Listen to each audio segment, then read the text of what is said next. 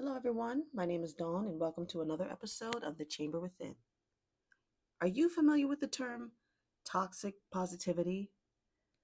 I know I am, but I remember at the start of my awakening and hearing about it. See, originally it was negative positivity, and the term has now evolved into toxic positivity. This is when we ignore harsh truth about a situation and use positive words or silver lining outlook to glaze over what's really underneath the surface of our lives. Now, initially, I thought, how ridiculous is it to frame positivity as a toxic way of looking at the world? I mean, isn't that toxic? Being afraid to be happy? It all seemed a bit too cynical for me. It's okay if you don't see things in a positive way in which others do, but why label them as toxic? Then I took a deeper look, and by deeper, I mean at myself. And by look, I'm referring to a 4-year long introspection at how I was operating now in my spiritual belief system. Now, spiritual bypassing, or looking at things with rose colored glasses, as most people would say, can be a way to try and implement ideas of higher consciousness into your everyday life, but still ignoring the shadows that we live with. This is how positivity can actually be toxic, because the truth is, acknowledging the parts of ourselves we are trying to avoid is not pretty. It lacks rainbows, definitely doesn't have any sunshine, and may in fact be a stretch of personal rainy days. When we ignore our problems by using toxic positivity, they actually become worse. And that's true for all people. This includes atheists, spiritualists, and deeply pious people alike. One thing I've noticed about myself is that healing includes the dark. Here's what I mean by that. So, there are aspects of ourselves that we love to share with people. There are aspects of ourselves that we feel comfortable only behind closed doors. The silly, goofy parts that we may not want to share. And then there's the darkest parts of ourselves that we don't even want to claim in our own consciousness. I don't know who that was who did those things. Like, we don't even want to claim them. But incorporating all the parts and loving the imperfections as well, acknowledging where I have played a part in my own suffering has helped me to incorporate it into my life and to say, yeah, that was me. Real healing began when I stopped trying to become only the light. It began when I admitted that I also carried anger, regret, shame, fear, mistakes I've made. Ignoring those parts didn't make them disappear. It only made them louder.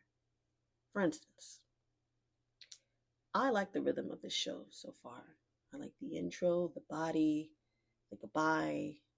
And when I was looking at my podcast across different platforms, because I opened it up to Apple Podcasts, Spotify, iHeartRadio, and a few lesser known to me other platforms, I noticed one thing, and the rating was clean. And it never occurred to me that I was intentionally filtering out uh, curse words, bad words, whatever you want to call them. However, in my everyday life, I curse often because expression is medicine. Like one of my older posts is entitled. I'm not trying to hide it, that part of me, but what I share with you is so short, right? And I feel it needs to be filtered so that my message is heard. Like I have about so many words I want to share within a certain time span. And if I take those out, I can better get across what I'm trying to say. I'm not ashamed, so that's why I just said that. I don't care who knows, but we filter ourselves in the world. We all edit ourselves depending on where we are, like the workplace, like with family, like with strangers. And I noticed that, and I was like, oh, what a kick certain people would get out of me if they had a conversation with me. I love the subjects that I speak of, the books that I've read, but I assure you, if we were discussing these things in person, that my thoughts and opinions would be colored with expletives, all sorts of F bombs and S bombs and D bombs and whatever else.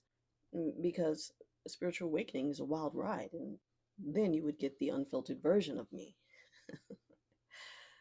But the thing is, the issue is filtering yourself from the truth of who you really are and not dealing with the piece of you that needs your love the most, right? Filtering yourself from yourself. I love being positive, but I'm not always.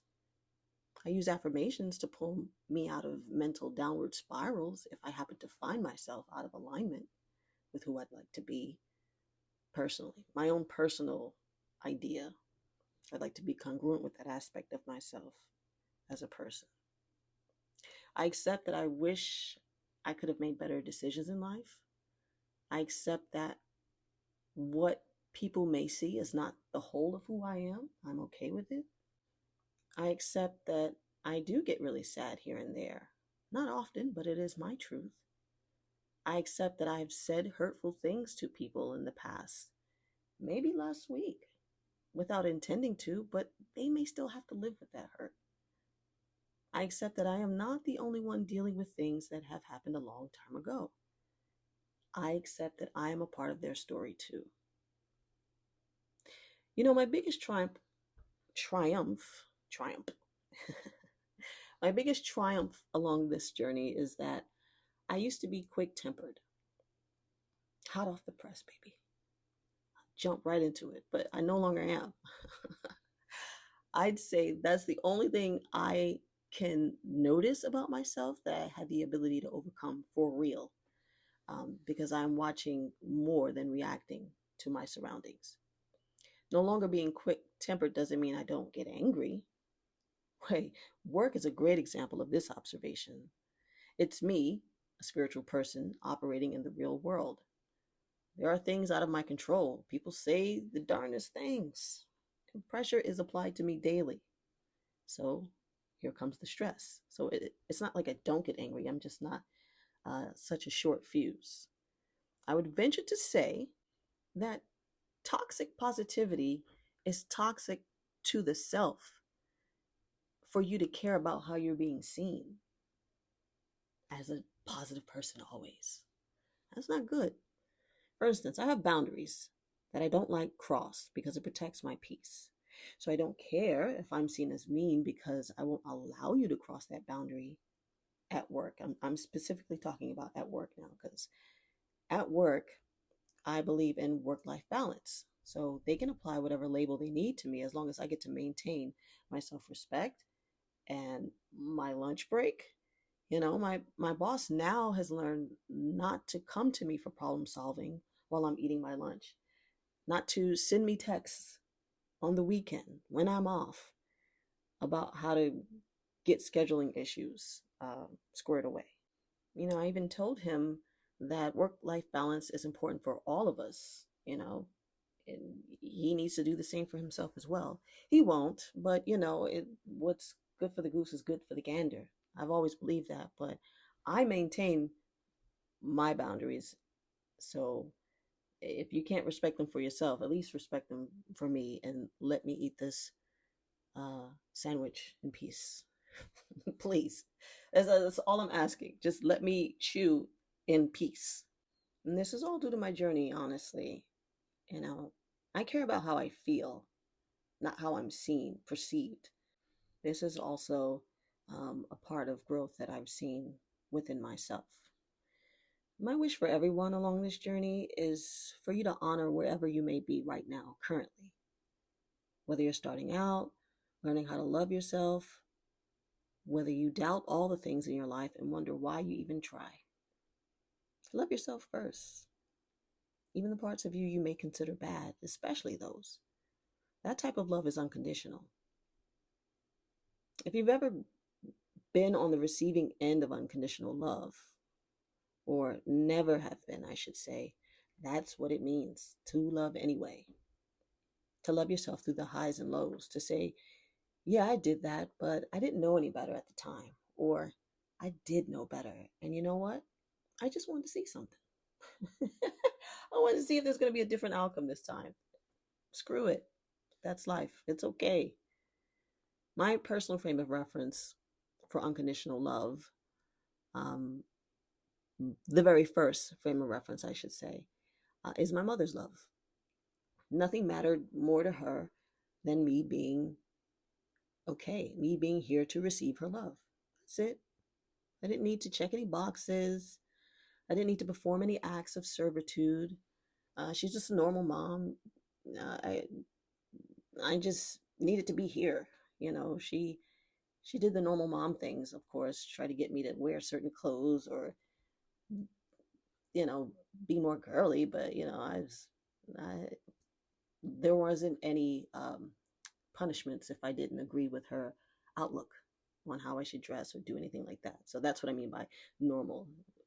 Um, so if you can learn to do the same, just love yourself, the aspects that you're not looking at, maybe take a look at those and be okay with them and, you know, just take a peek. You don't have to sit with it for long, whatever you can stand. Um, the good decisions, bad decisions, it's all a part of what makes you you. What's toxic is filtering out those parts that need your love. So, have you ever heard of this term toxic positivity and thought, yeah, those type of people suck? If so, I love to hear it. You can email me at thechamberwithin@yahoo.com or leave me a voice memo at speakpipe.com/the chamber voice line. Thanks for joining me this week, and I hope you have a wonderful week ahead. Talk to you later. Bye bye.